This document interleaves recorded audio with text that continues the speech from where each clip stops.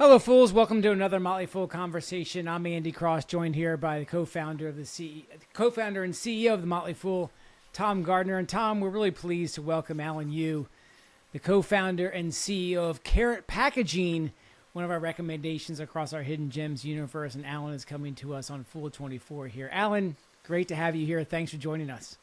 Thank you. Also, thank you for inviting. Alan, maybe we can just start, Tom. Let's just start the conversation. Alan, just in your own words, talk a little bit about what is Karat Packaging. I mentioned you're the co-founder of the company, you're the CEO. Just lay out its business and its strategy for us and for our listeners here. Sure. Well, Karat Packaging started in the year 2000. I mean, we originally started as a boba tea shop.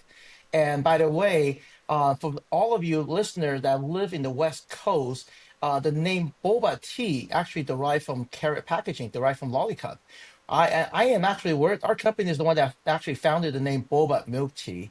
Everyone used to call it pearl milk tea in Asia, and then we figured out, hey, we're in the U.S. Everything is big, and we should call it boba, and that's why we name it boba milk tea. And ever since then, everyone else has been in the U.S. has been catching up that name. And when you talk about boba, it's that they know it's a lollipop. But now today versus 25 years ago, it wasn't that popular, but today they're everywhere, and we have thousands of stores that's actually selling boba milk teas, and this is something that we're proud of. You know, Alan, it's funny because I didn't really not know much about boba tea until my daughters brought it home and they were just talking all about it, how all their friends have like boba tea. And now I've been to a few boba teas locally here in the DC store. Certainly my American Express bill has a lot to show for the boba tea. So thank you for that. Talk a little bit about maybe, and then Tom, jump in any time here. Talk a little bit about now as you've kind of like made this, now focus really on packaging, sustainable packaging. Talk a little bit about that core part of your business and the customers you're serving. Sure. I mean, as I mentioned earlier, we started as a boba tea shop and we expanded our offering not just to selling the raw material that actually made these boba milk tea, but we move into transitioning to packaging. And we first started with the clear cup. And then we added additional utensils, straws, and napkins, and paper product and packaging. And now we're into paper bag, paper shopping bag, and SOS bag. So more today we're actually a one-stop shop for any restaurant or chain or convenience store or supermarket. You name it, as long as you have a demand, we'll definitely cater and we'll bring a sourcer for you. And also, we not only bring the product and we stock it and with all of our 10 warehouses throughout the U.S., we also manufacture some of these products here in Texas, as well as Chino and in Hawaii. So basically, people originally thought of us as a boba tea shop, but now our core product has migrated, shifted into packaging.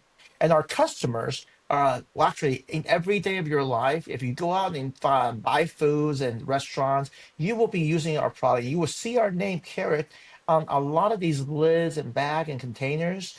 If you go to Panda Express, you go to Raising Cane, you go to In-N-Out Burger, you go to Chili's, you go to Applebee's, Chipotle, even Burger King in Hawaii Islands or the ABC's food stores, you'll see our product. We're everywhere that you can't miss our product. Alan, tell me a little bit about what did you see in the market opportunity that you just didn't think was getting fulfilled, and as you were again moving from the boba tea side to the packaging side, was there something key in the market opportunity that you saw that said, "Wow, we can fill that"? Oh, yes, definitely. When we started as a small retail restaurant with just 100 stores, I mean, there was a need for custom printing design. We want to have our logo, we want to have our name on our cups. And that's where we couldn't find someone who could do it quick enough, affordable enough, and fast enough for us. So we went ahead and we developed a program for custom printing on everything that we do, on the cup, on the containers, on the bag, and other things. And we made it low minimum MOQ. So you don't have to buy, be a large, huge corporation company with 1,000 store, 100 store. You could be a growing business with just five restaurants or a startup.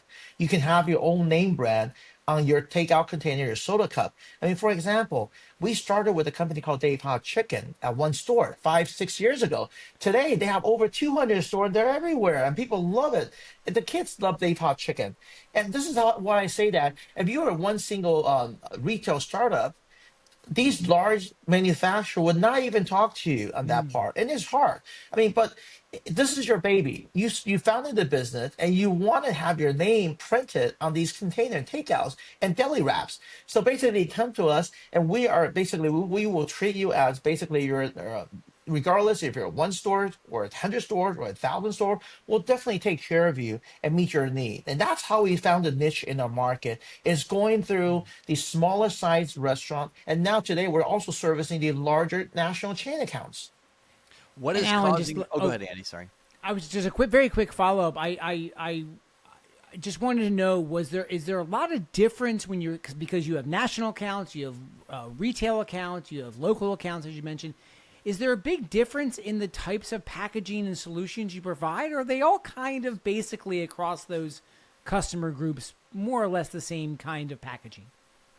I would think that every company, restaurant, I would say, in the food service sector, mainly use a very similar concept in terms of packaging. But some of these startup are being very creative, and they have their desire and needs in certain type of packaging, making it more convenient, and having their food service served in a container that can be well kept, better presentation, and basically they're more creative. And today, nowadays, these large national chain accounts, they want to move away from styrofoam. They want to Yeah. move away from plastic bag. So they're also being very creative. They're designing different type of packaging to enhance, to create a better appealing for their clients, to the customers when they put the service, their food in it. Hmm. So I see that more and more, especially those companies moving away from styrofoam. And this is a huge market in the US moving away from styrofoam.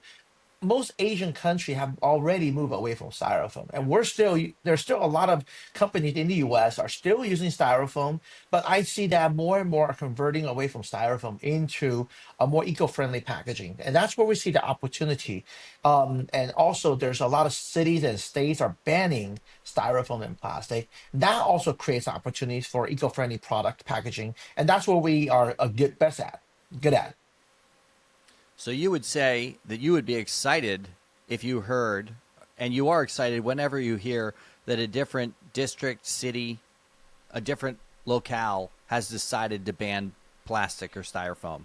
That is both core to your mission and a great opportunity. If you heard that more and more over the next 3 years, that's a very good sign for Karat. Yes.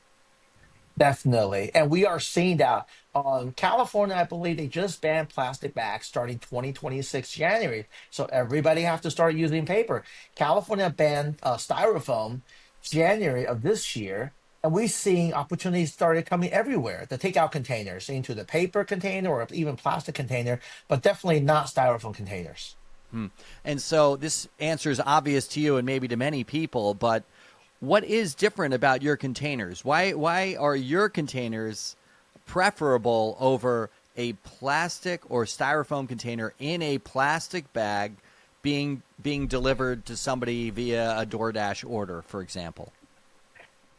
I would say that all our containers is very similar to what is offered in the market, but we do have variety of offering to our customers. We're a one-stop shop. This is the key part.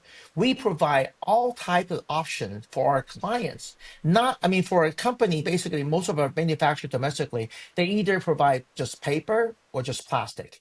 But for us, as long as there's a demand out there, whatever you need, you want, we have a solution for you. That's the biggest difference of our packaging versus our competitor. And why would a national chain come to Karat Packaging rather than one of the major national or global competitors? Well, one key thing is we are very nimble and flexible. I mean, even though our company has grown from a startup to almost $500 million company, we still act as a startup. We treat our customer as our family, as our core customer. Every customer is a VIP, and basically our sales are we actually go directly to our customers. And I think for a large national, a large the competitor of ours, they only service national brands, and they don't service these smaller mid-sized chains. We love to service these small. We treat small chains, mid-sized chains, and large chain very similar. I mean, we have different type of sales rep that caters to different type of customers. So that's the major difference between us and our competitors. Can you talk just a little bit about that moment of transition when you decided that you would move into this category? When you, like the decision, we're going to begin allocating capital in this new direction. You know, I'm not saying that this is a perfect comparison, but just thinking about Amazon being in bookstores and realizing there's a different direction that we want to take the business. So what was that, and what was that conversation like when you decided to make the decision? Well, I think every period of time that make us change, think what we want to do next. Because just like when we first started in boba tea shop, we feel that hey, we should not just service our customer with the boba tea supply, we should service them with cups, and then we move forward to the coffee houses and the small retailers in terms of drink shops, juice bars, and then later a new concept in 2005 evolved out of California, which was called Pinkberry, a frozen yogurt self serve, and then we caught that trend, and we say that was like basically it evolved into the self serve ice cream yogurts that it was there was thousands, I was over 10,000 yogurt shops that pop up everywhere throughout the U.S. And we were the major supplier of all the food containers, the utensils, the toppings for these yogurt shops. That trend started in 2005, all the way lasted to 2013, and then started scaling back down. And then we caught that wave, and then from then we started servicing the restaurant, the fast food chain with soda cup. It was an opportunity because back in 2014, we decided to bring manufacturing into domestic U.S. That's how we started the first manufacturing facility in Chino, California. And then after we started producing cups in California, some of these major chains came to us and said, can you help us produce our cup here domestically? And we said yes. And then after making these Coke cup, we found out that there's more and more restaurants such as Chili's and Applebee's and Maggiano's. They also wanted the takeout containers. That started back in 2019 when we first started our Rockwall, Texas facility, which was twice the size of our California manufacturing facility. And people came and visited and toured our facility and said, "Wow, you guys can actually manufacture domestically. We love to have." Especially these Texas local chains, they love to also support Texas manufacturing, and they gave us an opportunity to start making these takeout containers, and it was either by luck or it's by chance. In 2020, COVID came. There was a lockdown, and everybody started the takeout started to boom. Before the lockdown, before the COVID, takeout wasn't as popular. It was just 15% of most of our portfolio in our fast casual business, but after during the COVID, for most of the restaurant chain in California, it was 100% takeout. Basically, you couldn't dine in anywhere in California in the most places, and that's when we started to really take off in terms of offering all type of packaging products, takeout containers, not just the paper Coke cup, the plastic cup, and utensils and food containers, and that moment it really changed because we basically we shifted from selling disposable packaging into face masks, gloves, protective gears during the COVID period. Because basically, most of our customers are saying that, Alan, your company saved us. Without your face mask, we couldn't open our stores. I mean, back in April of 2020, Yeah. we did nothing but selling these face masks online. It was we had to bring in product from overseas. We air cargo all these protective gears, and that really changed our mindset in terms of we have to be nimble and fast and be mobile in terms of move around. So what product we see that it's going to be the next trend, and right now we see the trend is moving away from plastic containers into corrugated boxes as a takeout containers. People are more environmentally friendly. They feel that corrugated box, these pizza boxes are not just for pizza. They Yeah. can be for Dunkin'. They can be for donuts. They can be for pasta. You can put anything in those corrugated boxes now. So are people being very creative in terms of what to do in their design? Because in these paper corrugated boxes, you can actually print them, your logo and nice design on these boxes now, and they're much cheaper and easier to move around to ship. Alan, can you talk a little bit about just some of the recent innovations? So, just for some context from listener, you have almost 7,000 different SKUs out there, I think, around there, SKUs, so different product offerings. I think you added like maybe 500 or so in the last year. Just talk about some of the innovation in packaging. You mentioned the move towards more towards cardboard and away from plastic. Are there other key innovations that Karat is pushing into the marketplace? Yes, there are. As I mentioned earlier, if you go to a convention at the hotels, they're servicing your lunch not in a regular plastic containers. They're now servicing in a barn box, a folded cardboard containers, and there are different type of cardboard containers. And it used to be they used to use those cardboard containers for just the chicken. Kentucky Fried Chicken, but now there are different design. You can actually put other stuff in it, and you can put sandwich in it, and there's different type of bag, grease resistance bag. So we're seeing that people are being creative in terms of moving away from plastic, moving away from styrofoam into a different type of packaging. And also, it's not only appealing to the public, it's also economic. It is cheaper to have a corrugated boxes or cardboard boxes versus a plastic containers or Yeah. eco-friendly container. They're recyclable. Yeah. And how do you do your your research and development? How do you decide to make this kind of product versus that kind of product? Where are you getting your ideas from? How does that flow throughout the organization?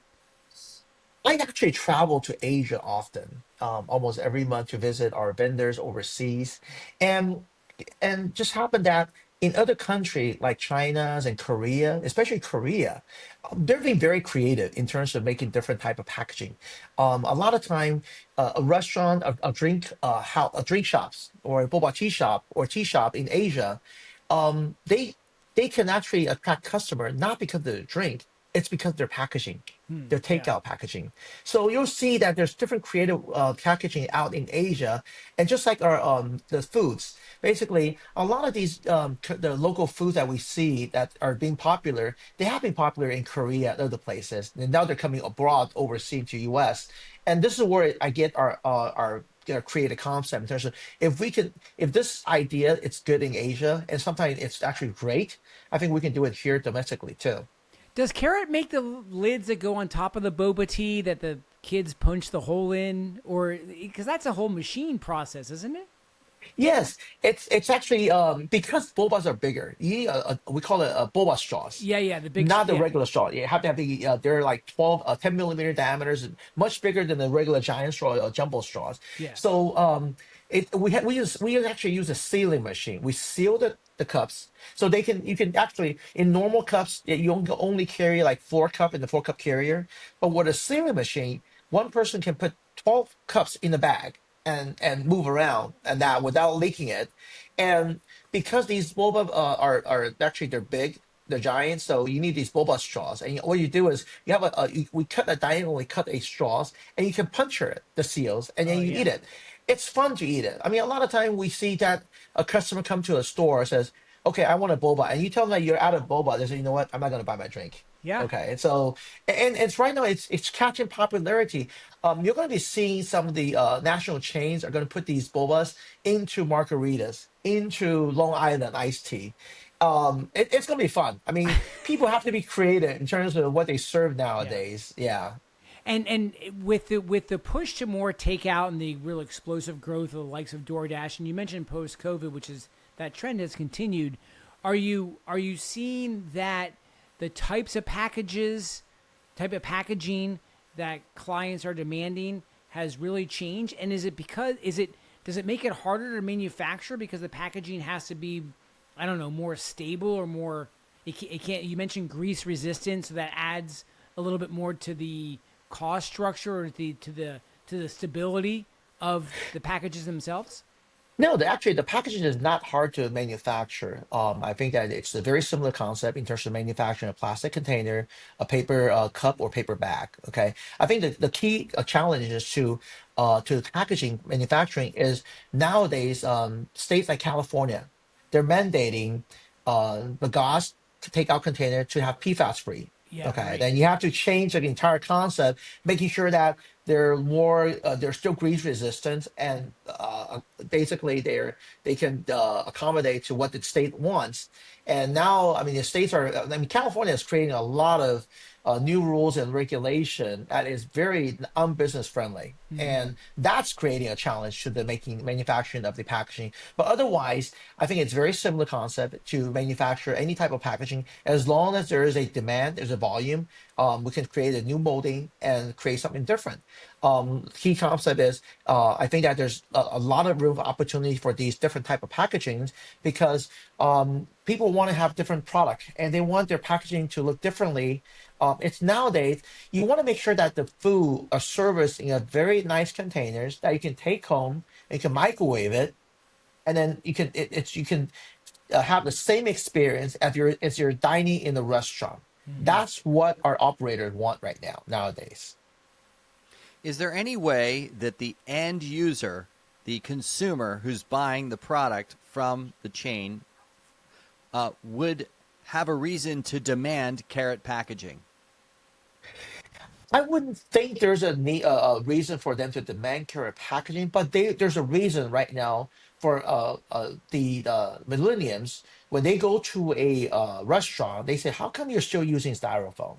I Hmm. mean, and even my son, Dad, I mean, why is that restaurant still using styrofoam? I mean, shouldn't they use the more eco-friendly product, paper containers and or paper straws? They're still using plastic straw. That's not good. That's not good for our environment. I mean, I've seen people actually complain to restaurants, writing emails to operators. Hey, should you be considering removing plastic straws? Should you be removing styrofoam? I mean, these are the push from the consumer to these national chain, and so it's not just the state regulation is pushing these chains to move around. It's also the customer, the end users that's asking the chains.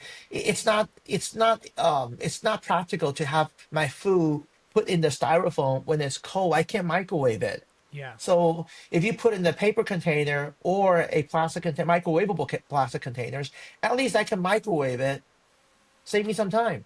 Yeah, those are the consumer demand now. Yeah, I'm always trying to, I can't stop generating ideas even if many of them are bad. So I'm just making you aware of that as I continue down this line of reasoning and you tell me again it probably wouldn't work, but I'm going to try one more time. Is there a scenario where young millennials would say they would contact companies and say, is this plastic straw? Please use Karat Packaging. Like I want you to go to a company like Karat Packaging because I'm tired of seeing product put in these containers that I know damage the environment and are possibly unhealthy for me. Use Karat Packaging. That would be great. That would be nice. Okay, I would love to have people say that in YouTube. I was Okay, yeah, we'll Definitely thinking. get a good YouTube. marketing. We'll get a YouTube campaign going. I wanted to talk Yeah. a little bit about the partnership uh, in the business between you and Marvin, and it's an unusual thing in public companies to find two founders who own more than half of the business. That's not a common thing in the public markets, and we generally at the Motley Fool view that as a very positive thing. Can you talk about your partnership between you and Marvin?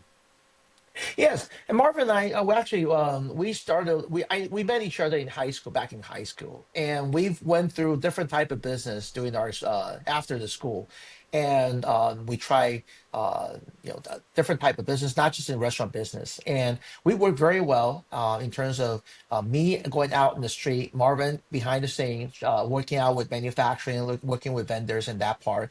Like you said, it's not common to have founder with over 50% in shares. I mean, in our case, we've been working with diligently with our bankers, and we're trying to get more shares out in the market. So that's why in the past 2 years, we sold off some shares through Hmm. our bankers, and so we can get more flow in the market. And that is one thing that we've been trying to do, and this is actually good for the our company because, and also we have more employees that have ownership in the company. We've passed out after we went public. We've given some RSU to our employees that have helped the company grow and continue working with the company. So these are avenues that we're working on in terms of pushing more shares out in the market. What? Alan, a little bit. Oh, sorry, Tom. Do you have No, a go. follow up, Tom? No, I no. was going to pivot directions. I just want to talk a little bit, Alan, about the distribution and manufacturing facilities. You mentioned that. So Chino's, I think the latest one you just brought online, ironically in California, which, as you mentioned, is a little bit tough on businesses in some ways these days. But you have the Chino facility, you have a Hawaiian facility, and I think you have 10 different distribution points almost in every region of the country. So just talk about geography on a geography basis, how your sales are evolving, and is that are you feeling pretty good with that 10 right now, or do you see over the next couple of years you're gonna have to continue to expand that out? Well, we started with just California location because we thought that this is our home base, and I live in California over almost 40 years in Mm. California, and I love California. And California has changed today versus 40 years ago, of Yeah. course. And one thing about California is where all the containers are mostly coming in from Asia into California. That's where most of our product are made from into California.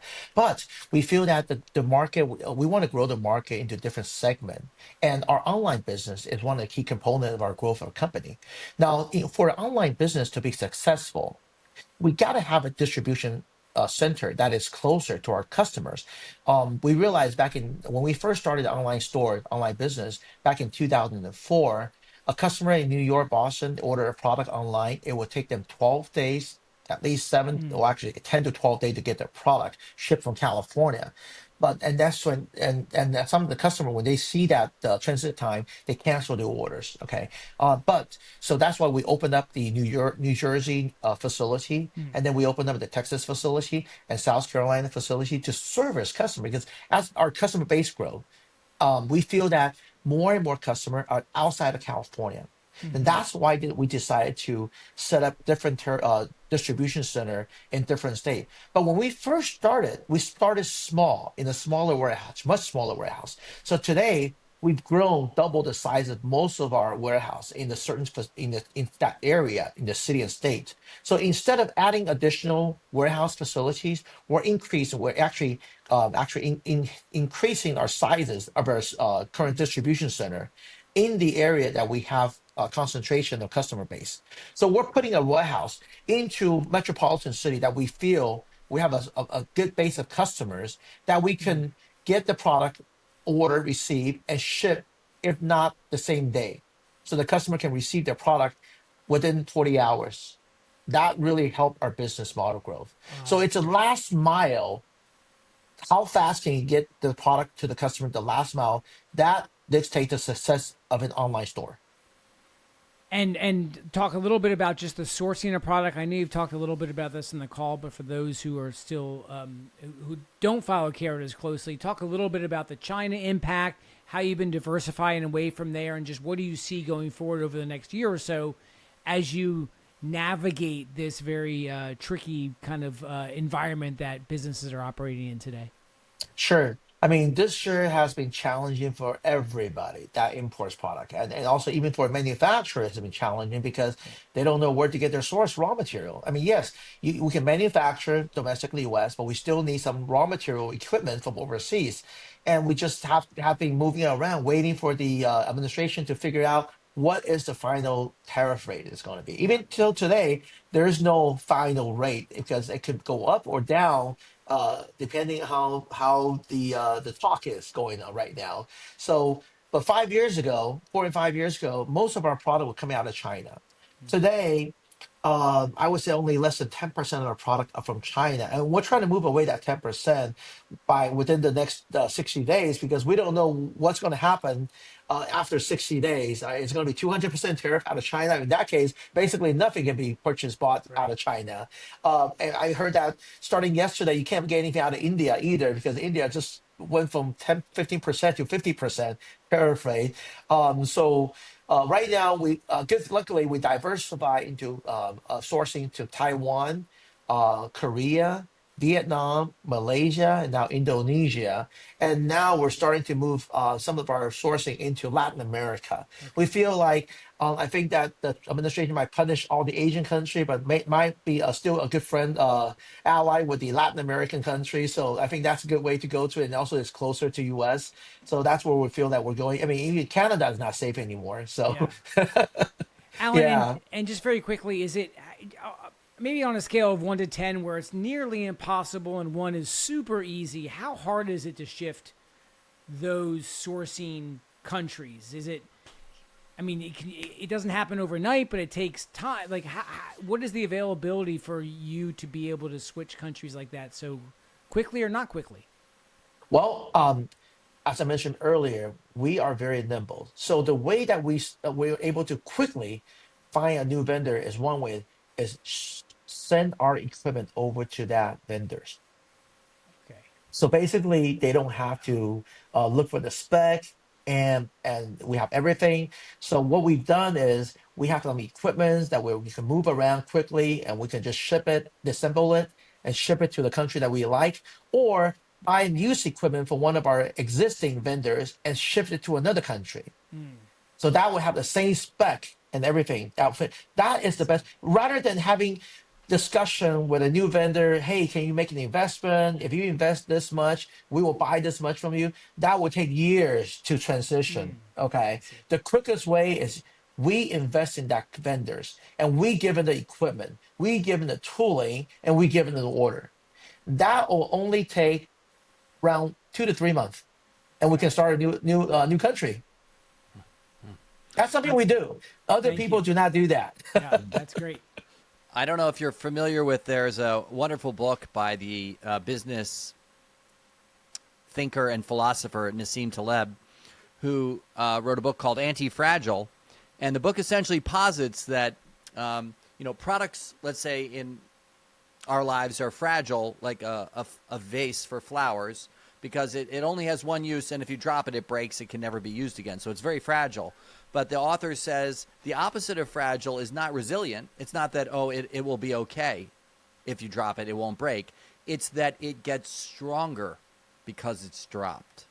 It actually gains from volatility. And he talks about how rare it is for organizations to become anti-fragile. They actually they're ready for the volatility. They're not fearing it. They're obviously life would be easier for everyone if everything just rolled out smoothly on a green carpet, on a red carpet for all of us. Excuse me. But in the case of what's happening, to what extent do you think this is beneficial long term for Karat Packaging? That you're learning how to move supply chains around. You could say not really. It would be just it's not a huge gain that we'll get long term from being able to shift countries in 2 to 3 months through the new process that we uniquely are building around, or you think it's beneficial?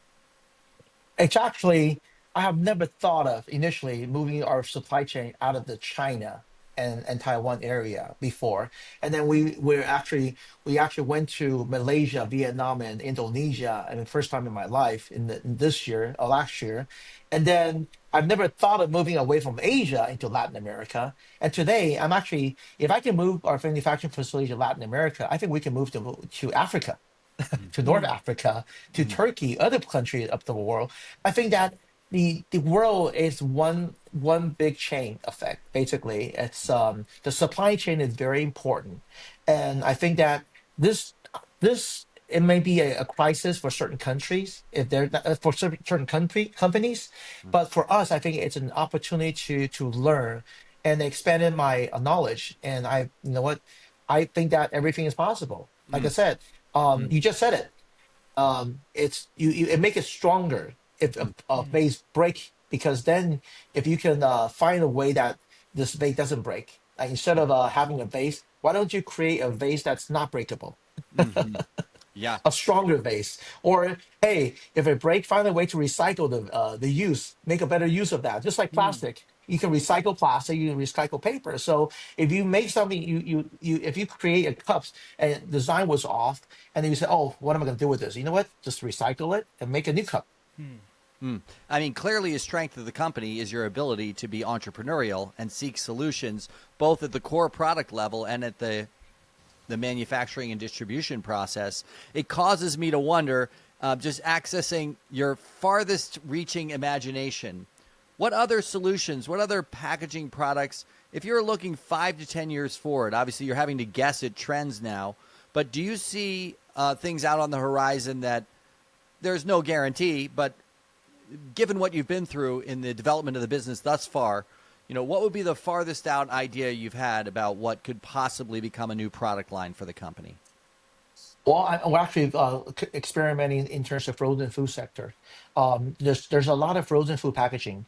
Frozen food packaging is different than the regular packaging, but their volume is big. Like we mentioned earlier, a lot of people are actually staying home, so and the food cost has gone up. If you go to a restaurant, I mean, hamburger. Combo meal in McDonald's used to cost like 5.99, 7.99. Now it's up to as much as 11, 12.99. But these frozen food costs has still maintained. You can buy frozen dumpling, frozen waffle, frozen other type of items, but these packages they all need paper packaging. They need paper boxes. They need printed paper box. They need sleeve. They need microwavable or oven-proof containers. So these are the things that are very accessible to us. Basically, like I said, it's the same type of equipment, or actually a little bit different type of equipment, but different type of material and formation of the packaging. So there's the packaging world is huge. Basically, it's basically we're a company. We're only a small portion of the packaging world. There's a huge room to grow, and that's where I see the opportunities abundant out there. I'm just curious about your personal path professionally, the journey you've made up until now. What motivates you beyond the everyday excitement of solving problems, finding new solutions? What's driving you to say, I'm really happy that I have a large stake in the business and I'm looking forward to the next 10 years? Oh, one of the best thing I like about is I get to see a lot of new concept in restaurants and desserts, and I get invited to their conferences. I just went to a chili conference, and they made a huge change. And this is the first time they went out of Dallas into Las Vegas, and they invited all their GMs, and they had a great event. And I was able to, I was able to attend the event and listen to the CEO and how their company has transformed from the old way of chilies into the today's chilies, and how they were able to add the wing concept into their as a takeout only concept for their business, and doing the environment. It's a very competitive environment in the fast casual dining business, and speak to them. And chili is one concept, and there are other concept in that our customers bringing up, especially these dessert shop, ice cream. And I love the new concept, new idea, speaking to some of these entrepreneurial owners, how they came to start the one store into 100 stores to 200 stores. I mean, I'd love to talk to them and listen to how they grow their business. Everyone have their way of doing the business, and it's very actually challenging and rewarding to listen. And the best thing is, I get to see my customer. They become like from one store to 100 stores, and some of these get sold, and it's great. Yeah, that's the best, most rewarding to see our customers succeed What and be is successful. what are one or two companies that you really admire?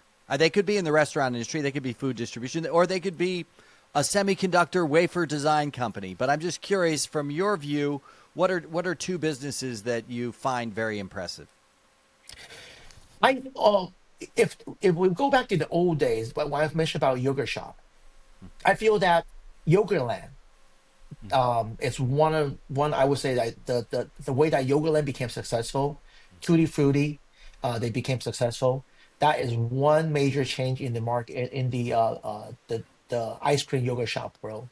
They made a difference, especially back then in 2007, 2010, before 2013. Today, it's not as popular as it was before, but when they first came to concept, that was wonderful. And the owner of Yogaland, I was able to meet with them and train them initially when they first started the boba tea shop back in 2000. So it's two owners, a husband and wife, no experience in restaurant, engineer and a designer, and they founded the first restaurant boba shop. And from there, they migrated into they started the yoga shop, Yoga Land. Same thing with Tutti Frutti. I mean, these are the entrepreneurial spirit that I admire in terms of not someone with a 20-year veteran of restaurant experience, but someone who's from nowhere, like basically someone who's an engineer, interior designer, or a fashion designer. And these are the admiration I have for someone who's willing to think out of the box. For a restaurant, I think that the current CEO of Chili's, I've listened to what he spoke, how he changed. When he first, several years ago, when he first came to the company, he said that we're going to take some menu off half the menu off our list. And to make it easy for our restaurant, our crew, back in the kitchen crews, and also less inventory to stock up and change the environment, the experience of our customers. And that was great. And that worked very well. So there's a lot of, I mean, there's difference between someone who's basically been in the restaurant business for a long time, and also as well as someone who's never been in the restaurant business. And these are the things that I would say that it makes a totally difference, and I admire, because they have the challenging, they're willing to challenge. Yes. One company that is peripheral, but obviously has a lot of impact on companies like Karat Packaging is DoorDash. I'm wondering what you think of DoorDash, if you have any opinion. I think DoorDash is very, very clever in terms of different. Basically, I don't know if you noticed that DoorDash is not just a delivery company. They also have they have kitchens. They create their own food. If they find something that's popular on their top 10 list, they actually started their own restaurant inside the DoorDash, and they have their own kitchen. They have a whole kitchen that actually make food. So that's different than the other type of delivery only company that only makes delivery. So I think it's a great company because their owners are basically entrepreneur too. Yeah. I don't want to take too many questions in a row. I want to turn it back to Andy in a sec, but I realize I have one more, which is, do you invest, Alan? Do you make investments in other entrepreneurial ventures, or do you buy stocks on the stock market? Do you buy? How do you invest? I do invest in stock market, and it's one of my fun thing to do. To invest in stocks in terms of, and I do invest in restaurants also, and some of these companies that I see out there, less into high tech, but more into traditionals, their stable income, and that's the thing that I reinvest. Yeah, it's for fun. Yeah. Great, thank you, Andy. Alan, just very quickly before we start to wrap up here our time, thank you so much for being with us. But one of the partners I was thinking about as I got to learn about Karat after Tom first started talking to me about it was just the municipalities when you think about recycling. And as the ability to recycle products, the challenges there, the opportunities, do you find that municipalities can keep up with innovation, or that innovation can't keep up with what the municipalities or the local or state governments are requiring when it comes to packaging? Personally, I do not feel that municipality is capable of keeping up with the recycling issue. Yeah. They're just making laws, but they don't have the commercial compost site to decompose this product. Very likely these products just get into the landfill. But the good thing is, if it's made with paper, it can compose automatically, quickly. Yeah. If it's paper, it's still better than styrofoam, I have to say. Yeah. I think that paper is the best way to go in terms of if you want to be more compostable, recyclable. It will decompose faster. It won't take 100 years to decompose. So I think that regardless, the push to move away from styrofoam is still good for the environment overall. Yeah, even Yeah. though municipality doesn't have the speed to quickly enough to set up more the compost site for the PLA compostable product. Yeah. Yeah, I'm a little shocked whenever I still get a styrofoam container, and I'm in fact I'm one of those, as Tom was asking you about, and you were having the conversation about the millennials. If we know a restaurant will use only styrofoam containers for a takeout, we won't go there. Yeah, they should be We'll move forced. on. You're There should right. be. A lot of millennials will actually protest against that. Yeah. Yes. Yeah, I think actually, if I think about it, when I order delivery, I should be able to see what packaging they use. Totally. 100. And, I just that should I be just a did it last. requirement. I just did it last night through DoorDash, and I was like, oh shoot! As I ordered and processed and we're waiting, I was like, oh, I forgot to see what they're going to deliver the material in. But if you're in California and New York, there's no styrofoam. Yeah, Yeah, they banned that's it. Yeah. My parallel to this is: have you thought about, to Tom's question, have you thought about putting the Karat branding? Is there room for you to, like, because you always have to look at the bottom of the package to see who kind of makes it? Have you ever thought about maybe just putting it like on the lid, like the Karat name on the lid? It is on the lid. It is on the okay. lid. It is. Okay. Most of our lids have our Karat brand on the lid, just like other company. Yes, I was thinking about like the food packaging is like when that you box up and put the lid on, and they have a little tab that folds together. As I opened that up, I was like, oh, I should be able to see this brought to you by Karat Packaging. Well, it's more common to have the takeout container, the big ones, having the Right. logo embossed on the bottom, not on the top. Right. Yes. There That's you more go. common. Yes. Alan, just talk a little bit about maybe just you're all in the United States. The United States is your market. Thoughts on international? Is that an opportunity when we look over the next few years, and how difficult would that challenge be for you? Well, I always say that. Why? I mean, there's the market in the U.S. is so big. Yeah. Why spend the time and effort to go to a market that we're not familiar with, and we don't know how to compete in that market, like Mexico market or Northern Canada market? We tried that market; it's different. We have to set up a company, and then we have to spend more time and effort. Versus the result is going to be better, faster, easier if we're just in the U.S. And there's so much room to grow within the U.S. Why risk? Why even spend time to other country? And how Yeah. about the biggest challenge when you look out and talk to your team about, when you say, gosh, in 2 to 3 years, the things that we really see as things we have to make sure we get right? Well, I think that right now, we want to we okay. If we go back to the topic of in terms of international, the one thing I thought about is perhaps acquire an existing business, a distribution manufacturer overseas that basically is a safer investment, an immediate market share, and that way we don't have to take the risk in terms of going back to start from scratch. Okay, and that's one thing we can do. Immediately, we are looking to. We have been in the past 6 months looking to the opportunity up in the Northern Canada area. We feel that there's a market in Canada that we can look into that. As well as in Asia country that we source our product, and then we can acquire a company that basically manufacture and also service these chains in Asia also as well. Okay, but immediately in the U.S., I think that I mentioned to our staff, just go out and talk to the customers, feel what their need, what their challenges is, and what we can do for them. Majority of the challenge that we're seeing out there in the market is logistic. Okay, Right. getting it's a supply chain logistic. Yeah. It's the last mile. Okay, more and more trucking company going out of business, Yeah. and we're seeing delay in terms of LTL carriers. So the more reliable one, the truckload, because basically you book a appointment, you have to get there. The truck can't wait. They have your product, you have to deliver it.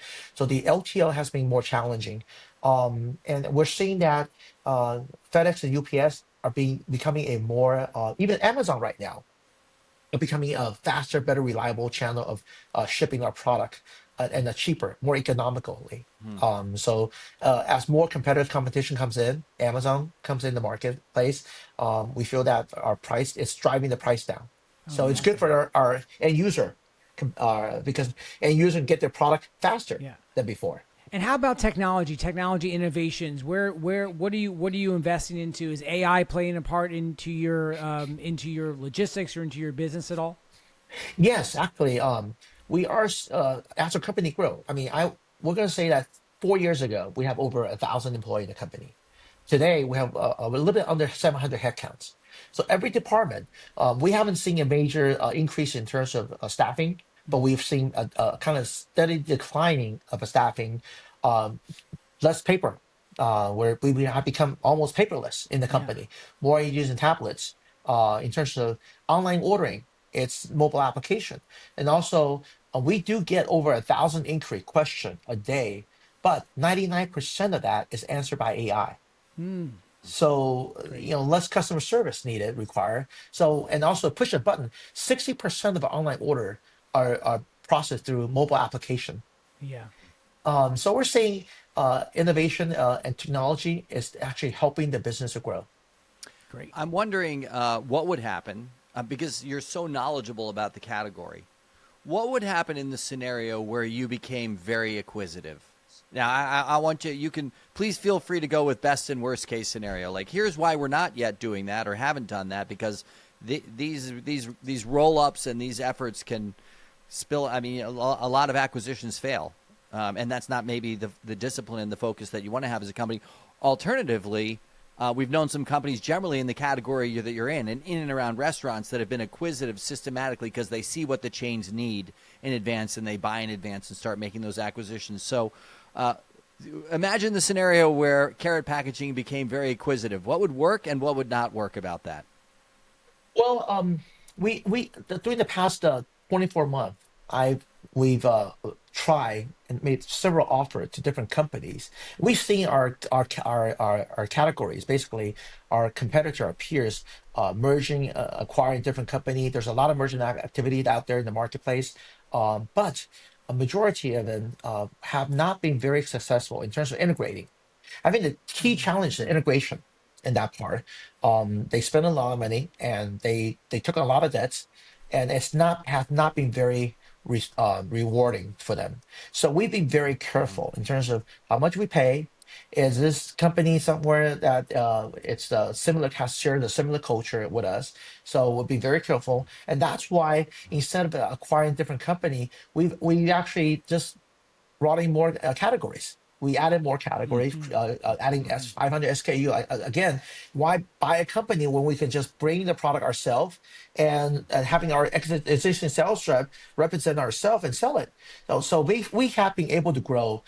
This year, we're estimating growing over a double digit, 10%, Yeah, versus yeah. our competitors are either declining 5%, 3%, or actually growing 2 or 3%. We're actually the only company in our peer group that's actually seeing a double-digit growth in volume and revenue-wise. Could you give us an example? This is kind of unfair to ask as one of our last questions, but Andy will finish it out with a more Okay. well-rounded question. Could you give an example of a debate between you and your CFO, Gian, and what would be an illustration of that? What point would she be making and what point would you be making, and how does that resolve? Well, of course, you understand all the CFOs are more accounting-based matters, and they talk to the auditors and other things. And my view is, what can we do to go around to meet the audit requirement at the same time, not disrupting our operation? I mean, my job is to increase our sales revenue and making sure that our employees are they're not spending their time counting products versus going out there and making sales calls and holding off the process of a sale versus having the product ship faster.